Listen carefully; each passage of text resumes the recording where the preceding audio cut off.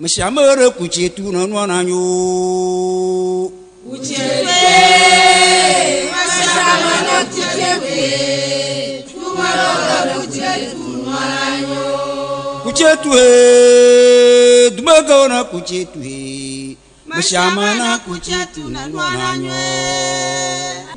Achodung vava ola anglo si yinya bubuto kena anglo voade benyi male kle mudedi tamie achodung ya obum eyata anglo ga Easter homecoming faza toke ava bamia agbugbo atoro sile anglo pekesino nu kle achodung maung ahatro bawanya gakpo monu kle asikoko na anglo dukoa tadoji muna anglo ga gbova faza pa akpeve kle blava vone ya yinya bawa ajiga akotro asile toko atoli achadi po anwu tomanyati ji azatoke ape amato ele ayenye be wa agechichireji ava anglope nkpocha dipo onwu yi akọ anglo adode dupo koko ade dodo wakamachi ona angloga gbova pe Easter za pe amato yi togbizewu eneli anye zimono lana akododo vovo adeto mahana za pe jijeje nwie chop le mamlida pejinu eto apen kekebla vovo eto gbe adumajajra dopo wona ayeji la matianu to katamale angloga iwona bubu na akpledo le jinopen kekebla vovo enea va esede bla vovo asieke agba la masezo lizozo toke ayeji cho antek ayi poto gbe futa le